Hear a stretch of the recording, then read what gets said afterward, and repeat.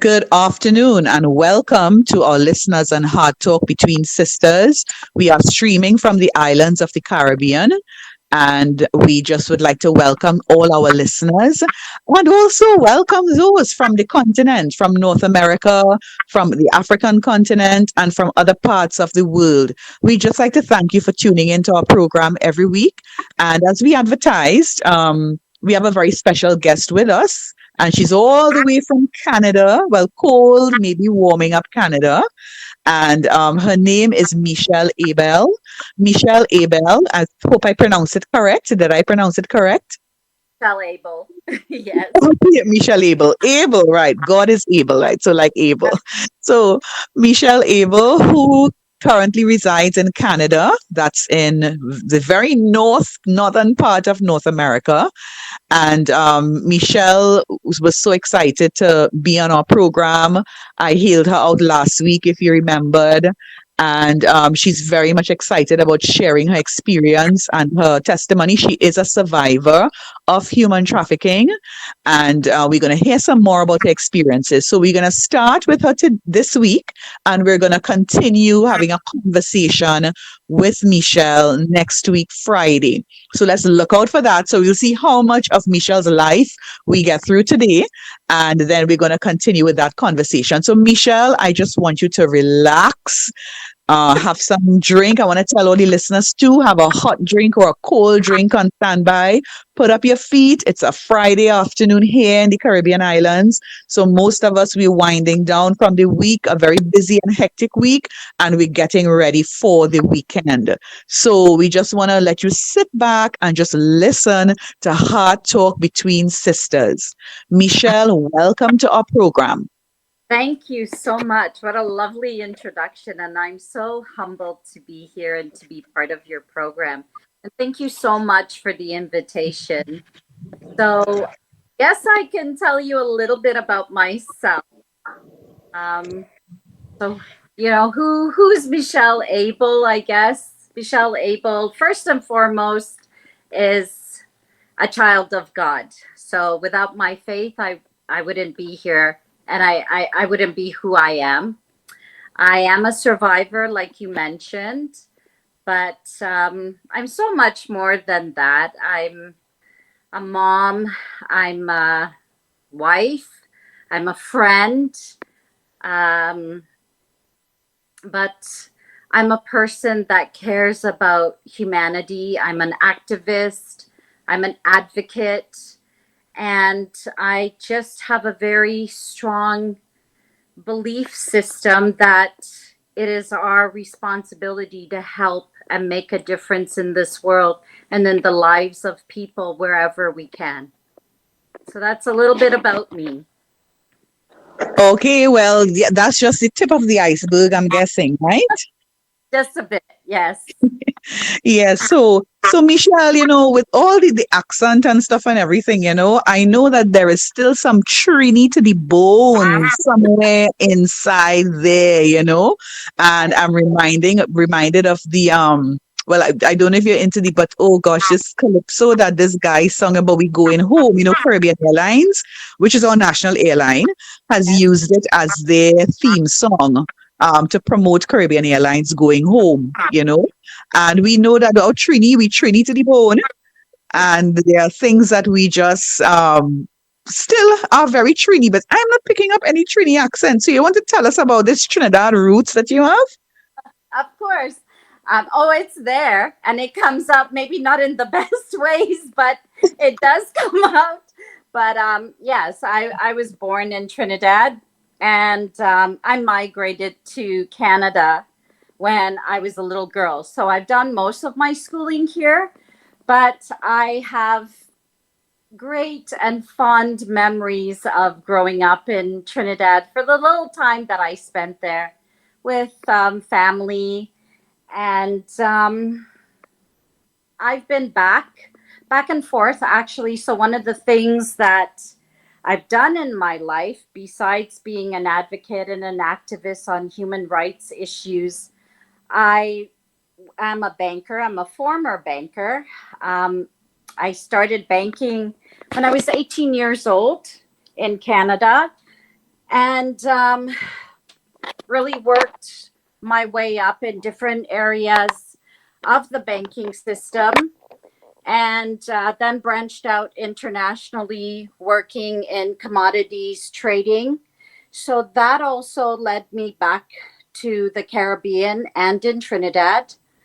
But on the activism side, um, I have been able to work with a couple organizations and individuals to assist on intimate partner violence, domestic violence issues.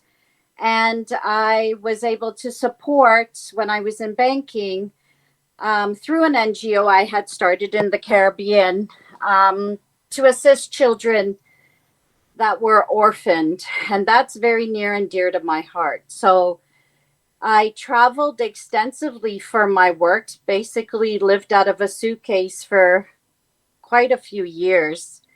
And one of the things that I would make sure to do every single place that I traveled to, apart from doing the work that I had to, I would always visit homeless shelters, orphanages, battered women's um,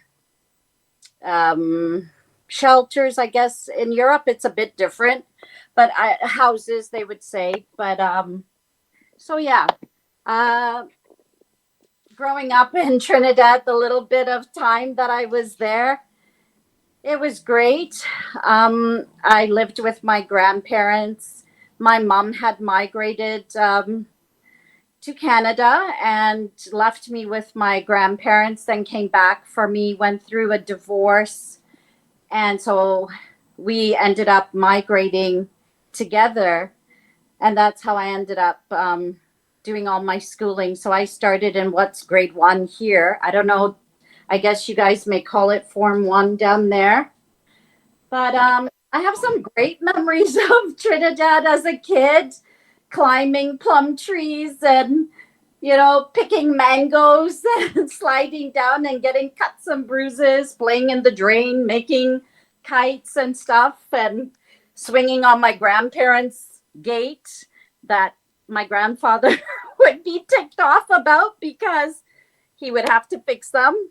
So yeah, I have some great memories, but unfortunately my grandparents have passed away along with my mother. So, and I don't have a big connection through family in Trinidad, but I do have a connection with a couple organizations, great pastor in his church and his family. So I continue to do my work. And of course, with you, I can't leave you out. So, always trying to make a difference in terms of bringing awareness to the islands and doing my part.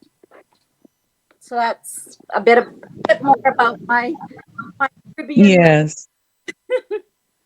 Yeah, and Michelle, we are so grateful for the support that you haven't forgotten home and even the Caribbean region, and that you're still doing work in the region. And I'm sure we'll get some more into some of that work Yeah. in a bit. So you mentioned mangoes, and you love to climb the mango trees, right? So Julie mango, starch mango, Jeez. mango bear. I don't know what it's called in some of the other countries, but these are the popular mangoes here in Trinidad. We have all types of mangoes. We have long mango, then there's a huge, huge one. So all types of mangoes. But I am sure you're missing so much of that if since you climbed mango trees as a child. Those are really, really fond memories to have.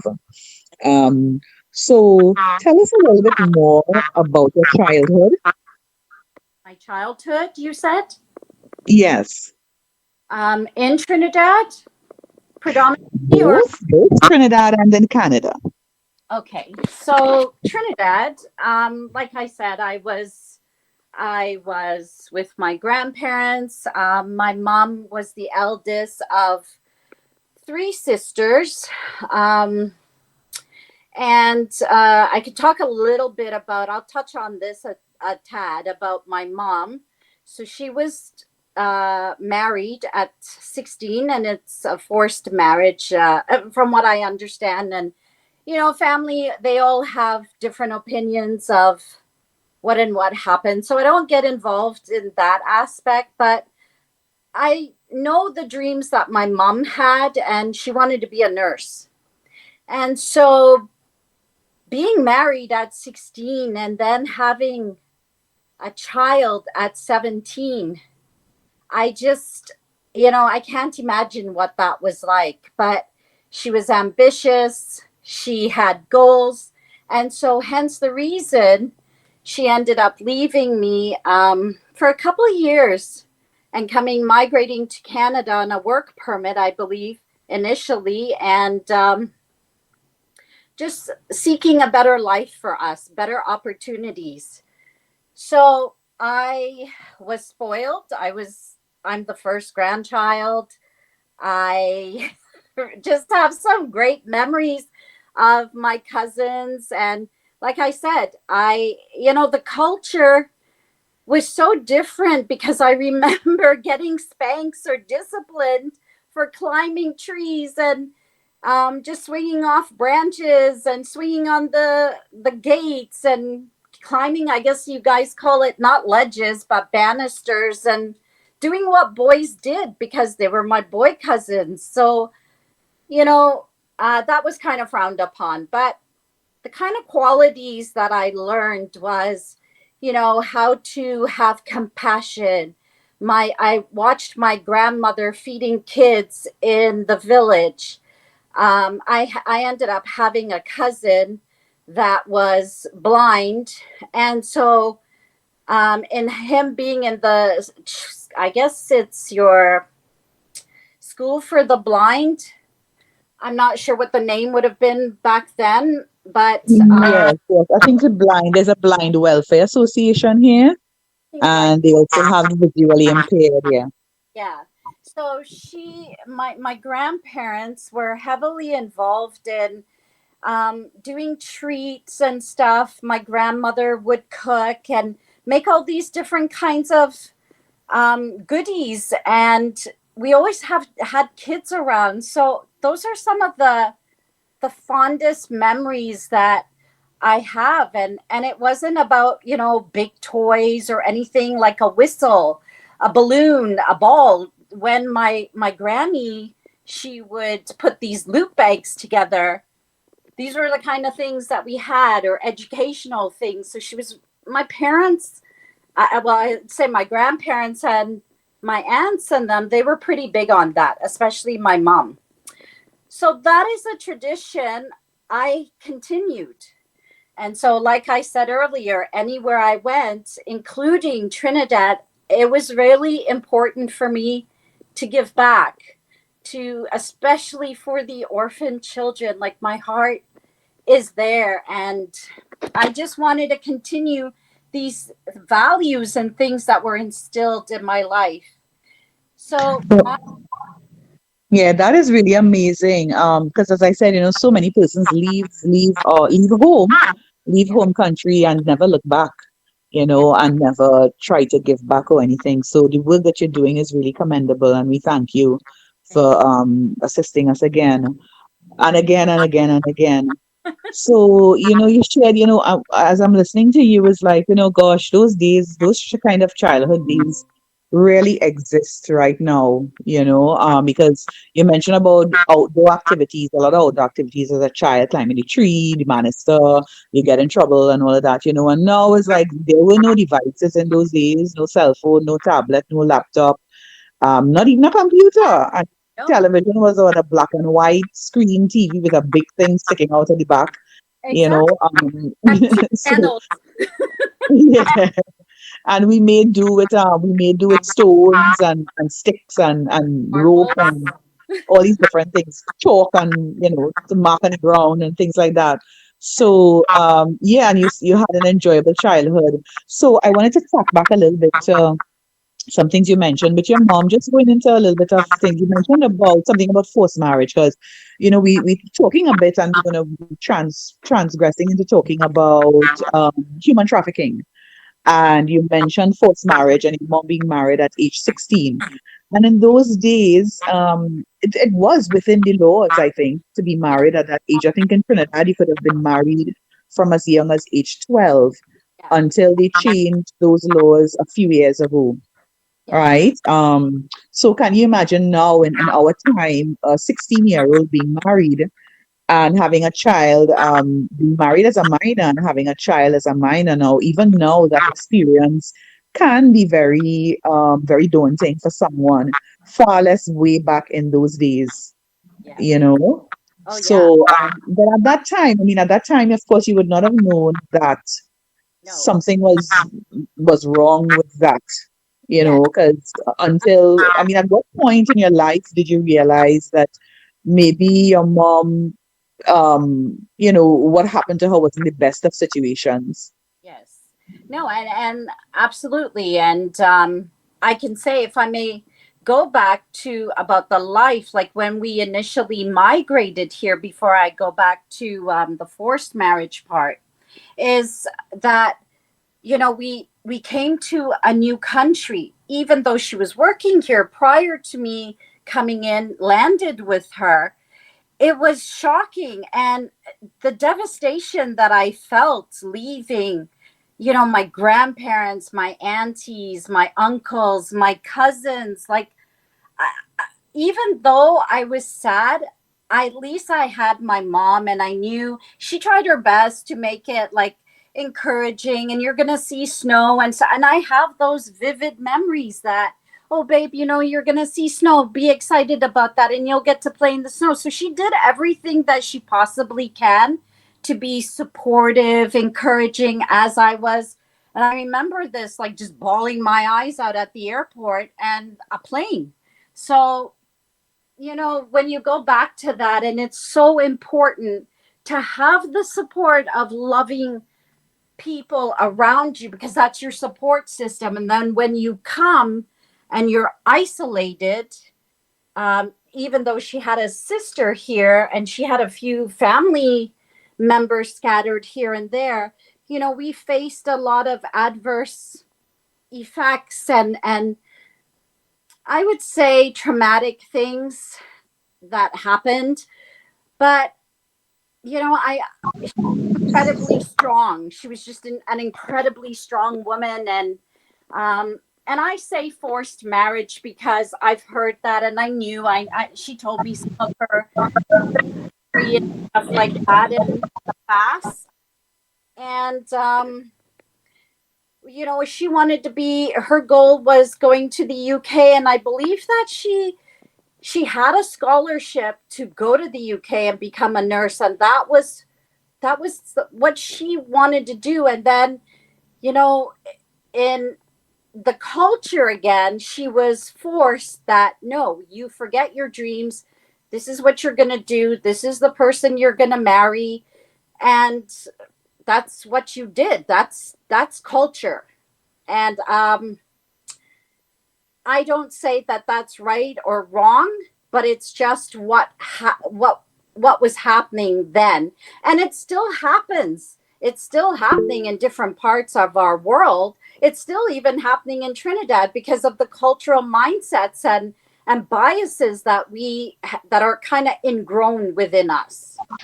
Yes. So on that note, we're going to stick a pin and we're going to take a short break and we'll be right back. Heart Talk Between Sisters radio broadcast. Tune in to a heartwarming and enlightening radio experience like no other. Join us on a journey of love, laughter, and lifelong connections as we explore the unique bond between sisters. Our broadcast is a celebration of sisterhood, offering a safe space for candid conversations, shared memories, and inspiring stories that touch the soul. Whether you're a sister yourself or simply appreciate the beauty of this extraordinary relationship, this broadcast is for you. Discover the secrets of sisterly love, support, and understanding as we delve into personal experiences and heart-to-heart conversations that will make you smile, cry, and reflect. So, grab your favorite cup of tea, get cozy, and let our Heart Talk Between Sisters broadcast warm your heart and lift your spirits. Join us every week for an emotional journey filled with wisdom, connection, and the enduring power of sisterly bonds. Don't miss out on this extraordinary experience. To listen to our station WCAN Radio for this and other informative programs all day long, visit www.wcanradio.us. To be a special guest in any of our segments or to support us financially through sponsorship, call 1-868-397-5961 or 1-678-856-3709.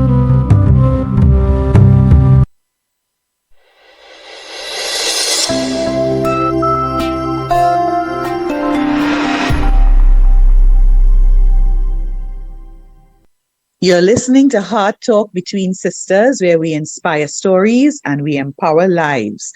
And this afternoon, we are having a conversation with Miss Michelle Abel, who currently resides in Canada, born in Trinidad and Tobago, now living in Canada, and she is a survivor. And once you continue to listen to this conversation, we'll hear what some of the things were in her life that she was able to overcome with the help of God in her life. She says she's a child of God, she's a mom, a wife, a friend. She cares about humanity, but she had some challenging experiences in her life that, sometimes we say it shakes the foundation and it rocks the very foundation upon which we stand. So, Michelle, thanks again for joining us on Heart Talk Between Sisters.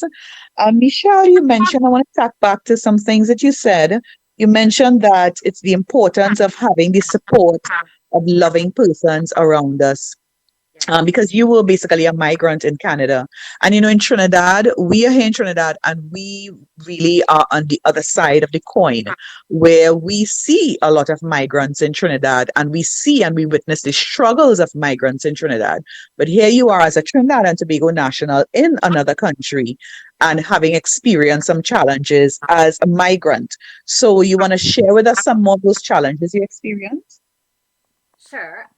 So some of that, of course, coming here initially, we didn't have our own home. And so we were living with, I believe, one of my mom's uncles. And that is where I started to see, my mom less and less because they had her working. So she experienced, what we would deem, and we know the proper term now, is labor trafficking. And certainly they wouldn't call it that then, but it's the same mentality of working off her debt. And so they treated her this way. And I can give you an example of there were times, so I would say them and other investors had a bunch of condominiums, for instance. And me, as a little kid, I'm going with my mom, and for her to make extra money to take care of us, for instance, she would go and clean these condos.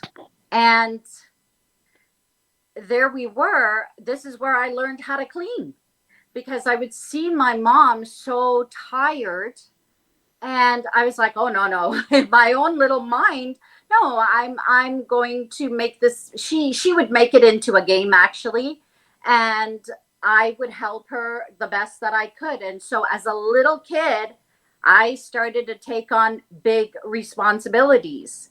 And from that incident, or that time frame, we finally were able to move out on our own. I couldn't tell you how long or time frames, it took for us to be on our own.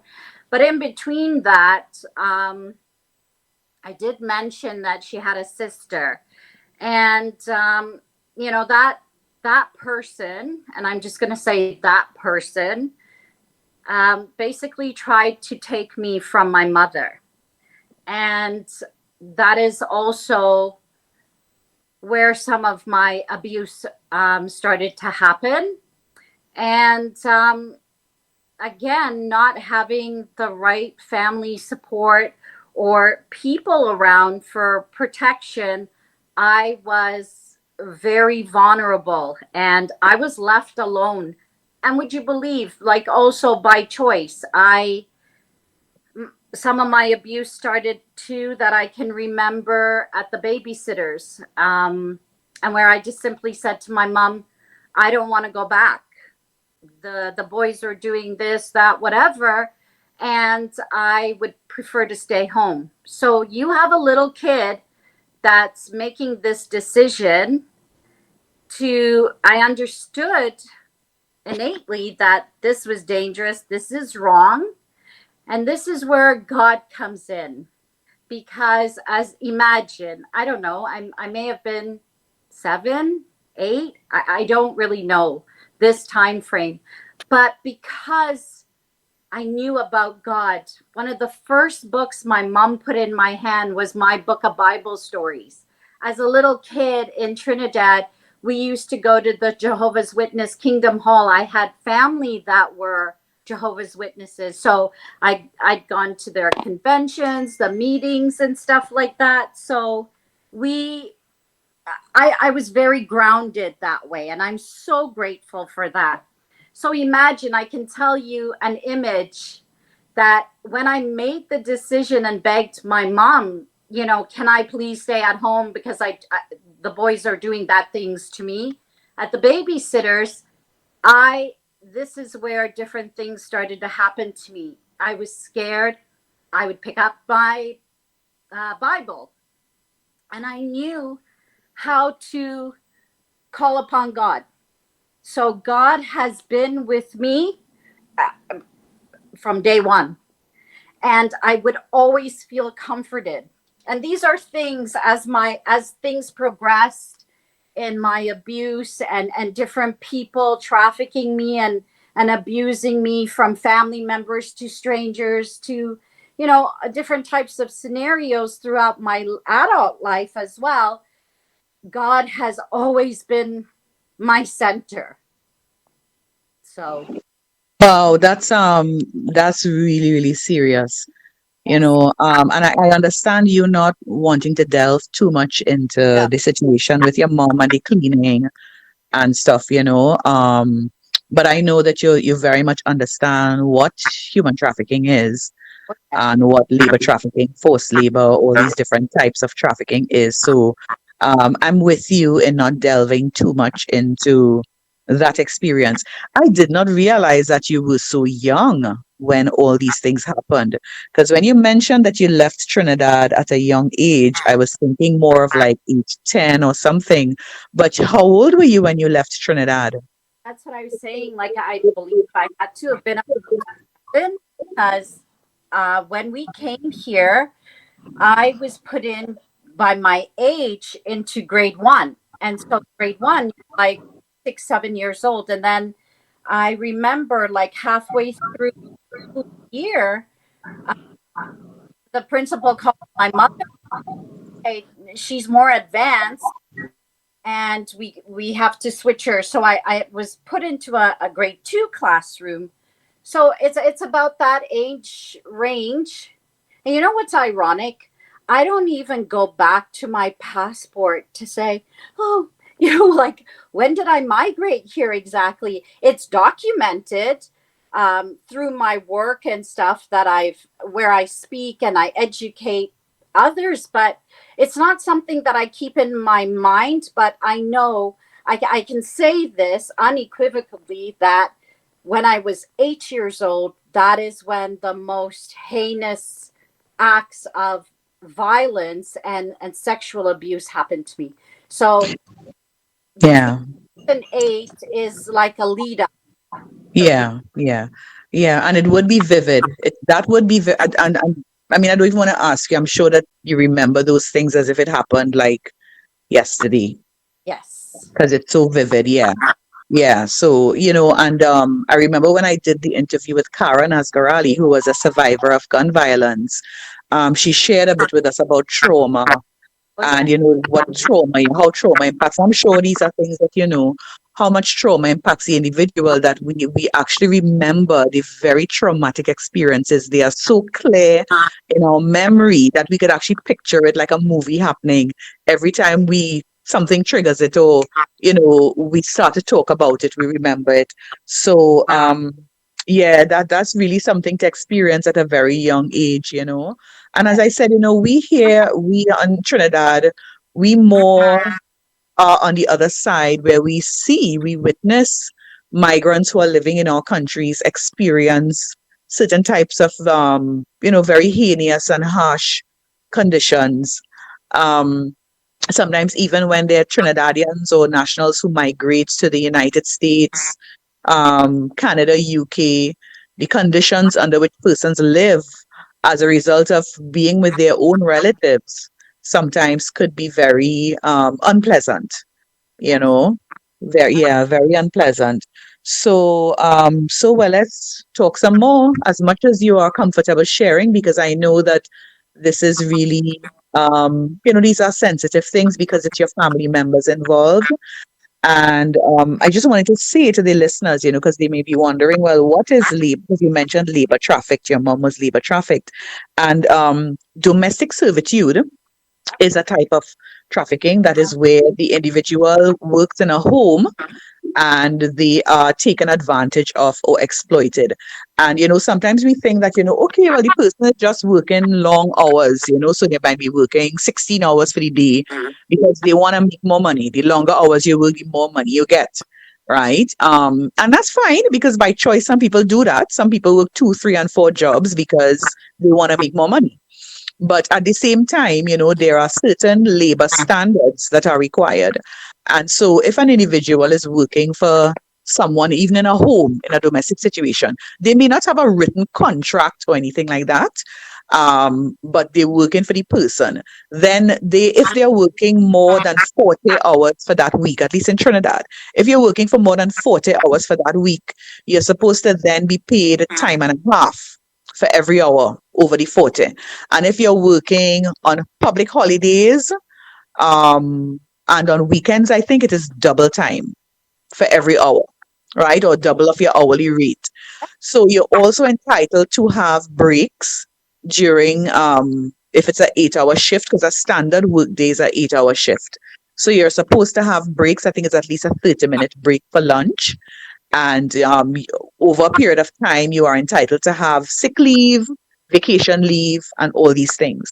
So these are standard labor standards that have been set up by the International Labor Organization with respect to how workers are to be treated, even domestic workers. There are some domestic workers that live where they work. So you live in the home of your family where you're a domestic worker, but still you're still supposed to be entitled to those things, right? Michelle, I just wanted to kind of share that a little bit with the listening audience so that they will understand when you say that your mom was labor trafficked, working as a domestic worker, that those may have been some of the challenges. In addition to which, if there is any type of abuse, whether it is physical abuse, sexual abuse, or any other type of abuse on the domestic worker, then that is also considered and factored into the trafficking experience.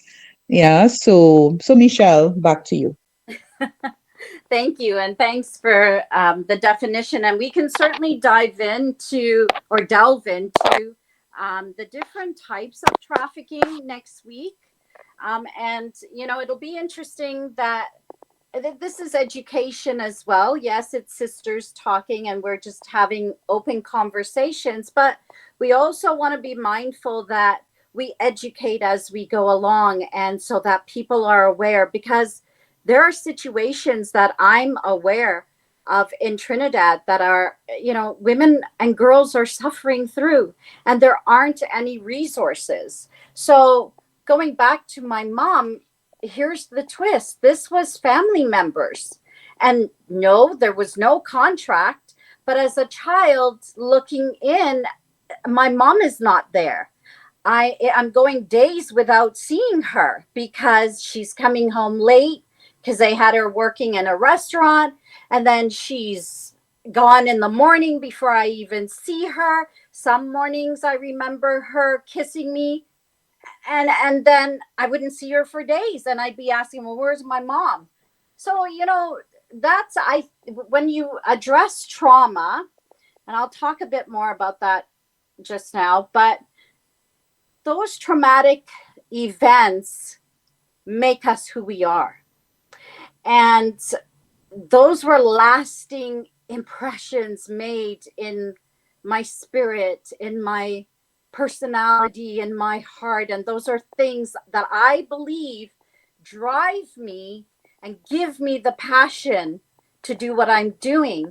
And I've now gotten to the age of I want to say spiritual understanding, even though I'm a baby in learning things. And oh my God, I love the women that love on me because I don't have it. So it's great that they teach me, nurture me, mother me, because in my life I had women exploiting me and selling me from my own family. So having female relationships, it's been difficult, but I don't carry around hate. I have no malice for anybody, but I've also been subjected to a lot of hate, a lot of, ugliness from trying to do good. People have targeted me and attacked me for being who I am. But God stepped in and just vindicated me. So, I'm so blessed in so many ways. And He's just brought these lovely women into my life in the last little bit. And I've been able to heal. I do a lot of work. I mentioned that right now I'm forced to take a bit of a break, because when you're doing this work all the time and you're exposed to material constantly, and then you're in institutions with individuals that attack you and are not trauma informed, they end up doing damage to you. And so I think, like many survivors, we try to do our best and we're always there to help, and we give, and then we kind of look around and say, oh God, I'm at a place where I can't say 5 words anymore without crying. And, it creeps up. So having said all that, with my mom, I can't imagine what she was going through and how she coped with all of that. And she loved my dad, and he wasn't present. So there's another huge impact where there was no man around. And so we were just like sitting targets. And that's one of the biggest impacts that, when I actually had a male role model that didn't want to abuse me and just loved me, and he's still a part of my life. I started to change, but it doesn't change anything when your own father, you feel rejected from him. And again, I'm going to go back to my faith, because God comforted me, and he took those things away from me, and He helped me heal. So now I can speak about it, and I understand it, and I don't have to hurt the same way. It's there, but I walk around proudly and I say, my God loves me. Yes, amen. And we'll pause on that note and we'll take a quick break on Heart Talk Between Sisters. We'll be right back.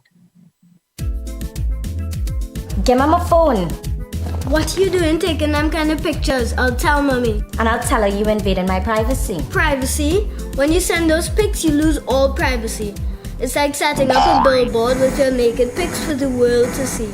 Those pictures are for my boyfriend's eyes only, and he'll never do that to me. Yes, he can, or one of his friends or family. Or someone can steal his phone. Sending naked pics can open you up to embarrassment for you, your family, and friends. You can be harassed by bullies. Your pics can be uploaded to websites and seen by everybody, even the wrong people, sex offenders. It can also affect you getting a good job in the future. Once those pictures go out, you can never get them back. Okay, I'll tell my boyfriend delete them, and I'll delete these. I'm glad I have a smart little sister. I'm still telling Mommy.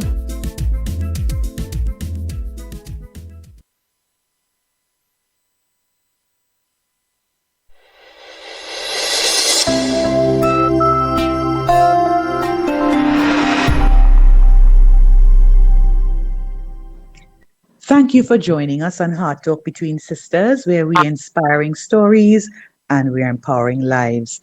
This afternoon, I have with me Miss Michelle Abel, and she's from Canada, Trinidad and Tobago National, living in Canada, and we're talking about childhood experiences. We're talking about something called familial trafficking. And you're going to hear a little bit more about human trafficking and the types of trafficking. We mentioned earlier about labor trafficking, what that is. And what, based on what Michelle has been sharing, this is familial trafficking, where our own family members, our own relatives actually do exploit us.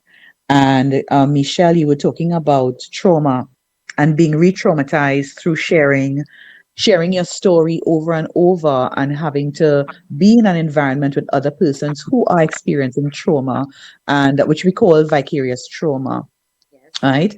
Or secondary trauma. Yeah. And I know myself, because sometimes when we are in the environment constantly with persons who are, trying to overcome trauma and deal with severe trauma in their lives, and particularly when they interact with us, having conversations with us and just talking to us about the experience and stuff, it really does kind of pass on to the person or to you. And then sometimes unconsciously, you don't even realize that you're actually taking on the person's experience and taking on when you go home, and it's going over in your head. You're there with your own children and your own loved ones, and you're imagining, oh my God, this is my son, this is my daughter. Imagine this happened to somebody that age, my son's age or my daughter's age, and all these things keep playing back in our minds about the stories that we've been told directly. So, so my question is, does it ever stop? The crying, the Um, feeling, the trauma, does it ever stop? it does. So I'm going to share a little bit. In my 40s, I was dealing with my trauma. I actually made a conscious effort. Now, that doesn't mean earlier I wasn't. I was in women's support groups. I was with groups in the bank, and I worked for our national railroad company here in their revenue department. And I was surrounded with older women, and we had a corporate women's group. So we would support each other. So here I was, Um, so let me just back up so I can add this part. My mom passed away she collapsed on my 28th birthday, and she consequently died three days later. And that was one of the worst times of my life. And I watched her pine away for 4 years. And she was 40 when she was diagnosed with this. So again, I talk about my faith because I was placed with these women through my work, and they some older women that were just very loving, very kind, and we would get together once a week at somebody's house, or we'd cook with each other and just talk about sexual violence, work issues that they were facing, or migrant issues.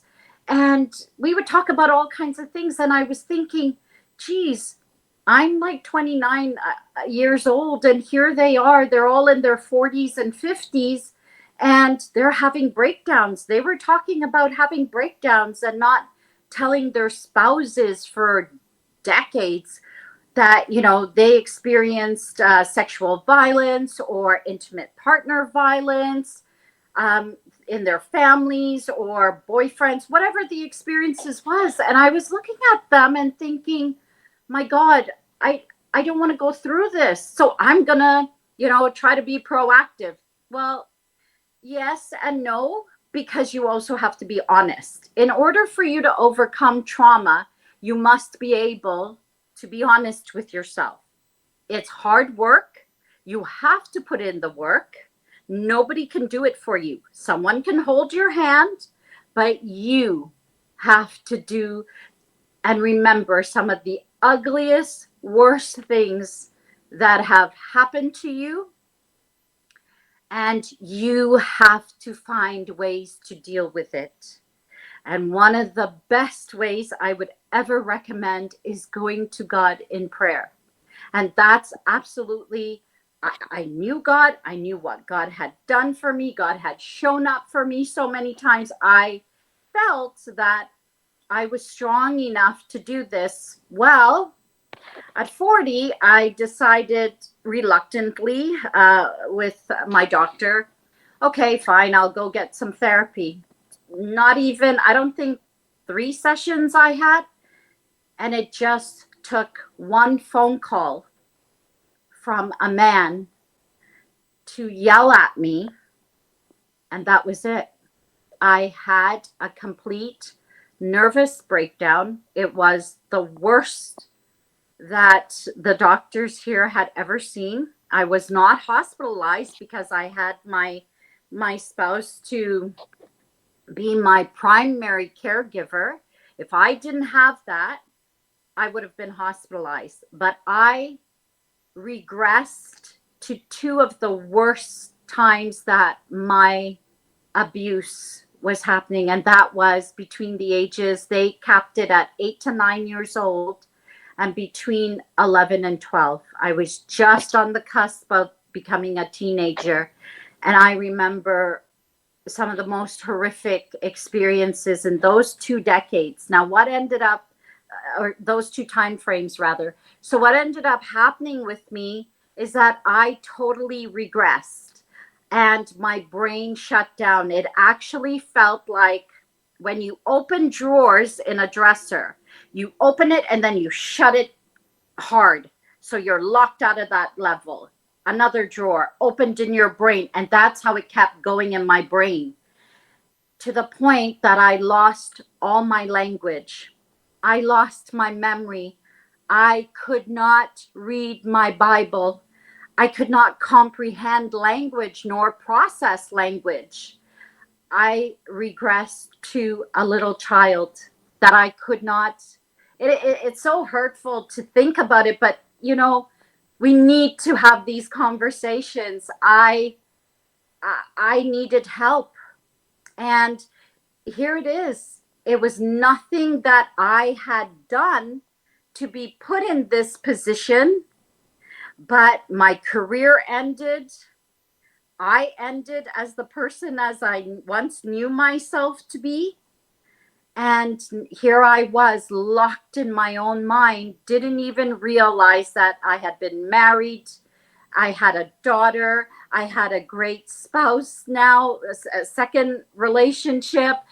I just didn't know, but I was so locked in my mind. And I want to tell you, 2 weeks later of being cognizant of nothing, of my previous world and life, I went to sleep and I just cried and hugged my Bible and I called out Jesus.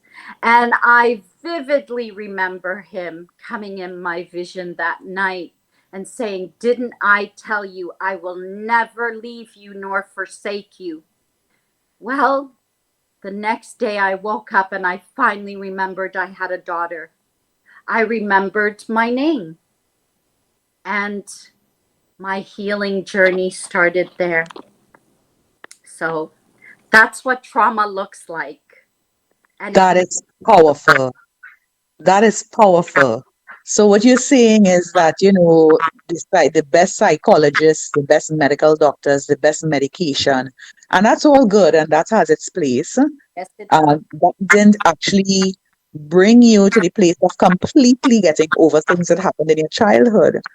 But only when you cried out to the Lord Yes, and you stood up on what God said in His Word in the Bible, yes, that was how you got your full and complete breakthrough.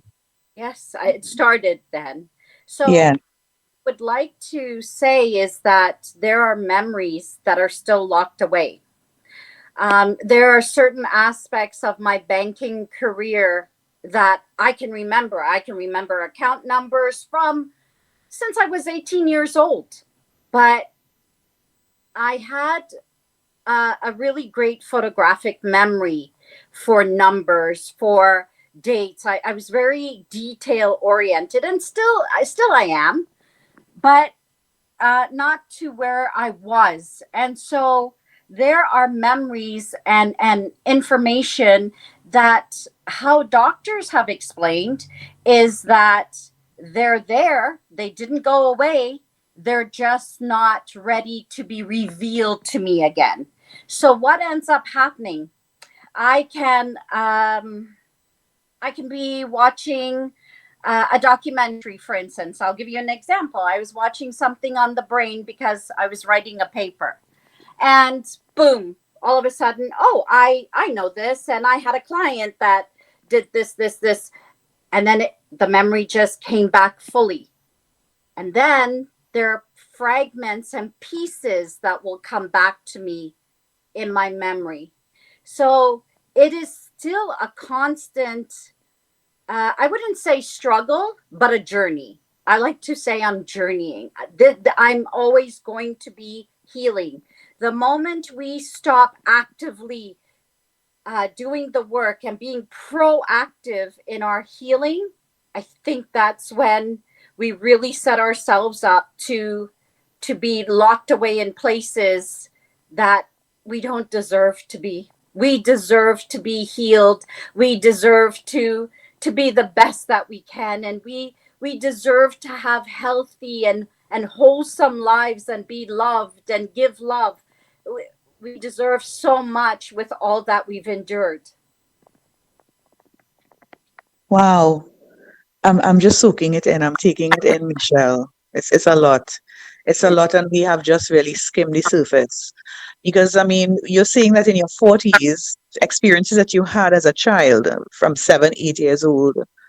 Um, I mean, so for some persons, maybe not for everybody, but for some, especially persons who have had childhood trauma, um, and child abuse, it may take as much as a lifetime to Yeah. really be fully over it.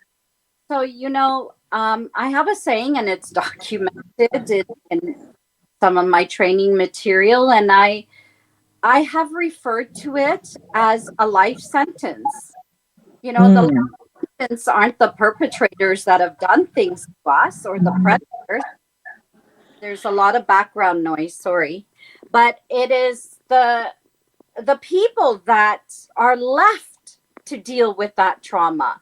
And that is why I say you have to be grounded. You have to know who you are in God. You have to be so vigilant and very proactive in finding the proper resources that work for you. So it can be journaling. Right now, I'm doing what I'm saying to you because I found myself not in a good place because that was inflicted by an individual in an institution, and it should have never happened, but here I kept trying to deal with it. And so I can tell you one of the things that I've had to do, which works for me, but it may not work for you or anyone else, is going out in nature.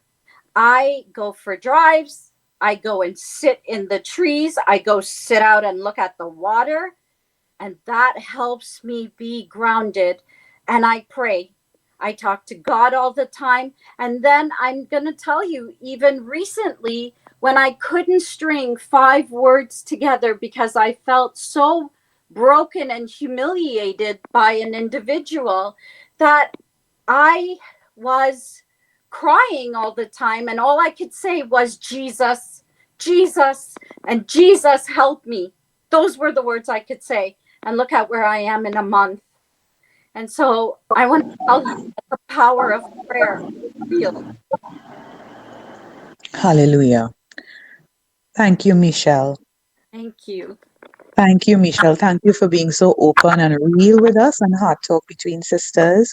Would you believe, Michelle, that our hour has gone? We've Oh been my goodness. we've been talking for an hour. The time just went so quickly. And but that's just how it is, when you're just having conversation, just natural conversation. And I've made so many important notes here.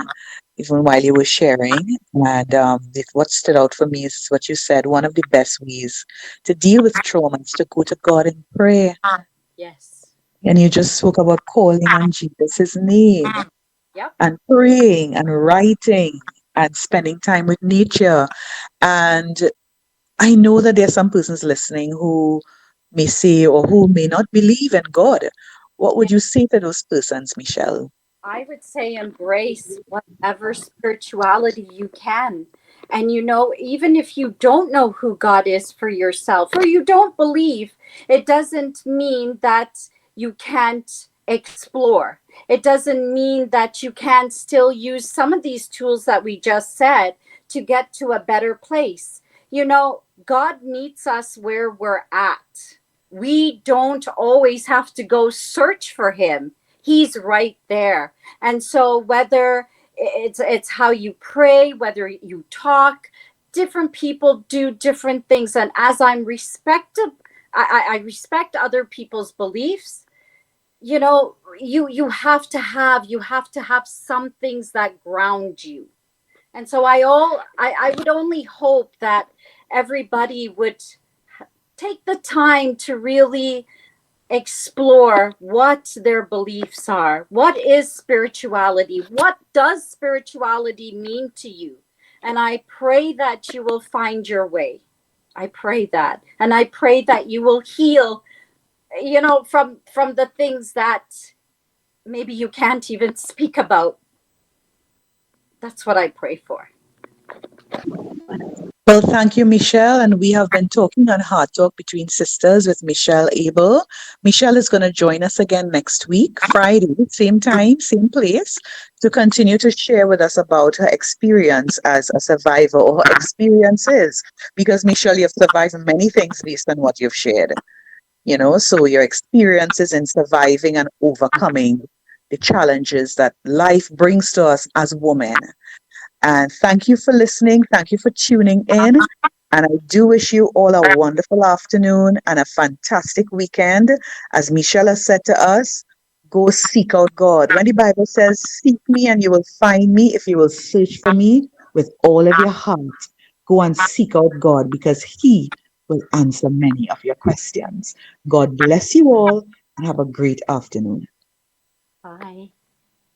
Heart Talk Between Sisters radio broadcast. Tune in to a heartwarming and enlightening radio experience like no other. Join us on a journey of love, laughter, and lifelong connections as we explore the unique bond between sisters.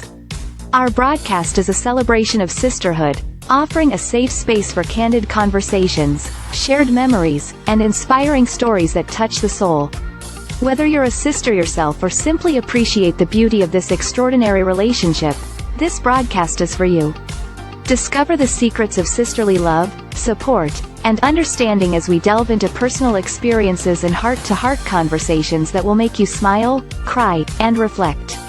So, grab your favorite cup of tea, get cozy, and let our Heart Talk Between Sisters broadcast warm your heart and lift your spirits. Join us every week for an emotional journey filled with wisdom, connection, and the enduring power of sisterly bonds. Don't miss out on this extraordinary experience. To listen to our station WCAN Radio for this and other informative programs all day long, visit www.wcanradio.us. To be a special guest in any of our segments or to support us financially through sponsorship, call 1-868-397-5961 or 1-678-856-3709.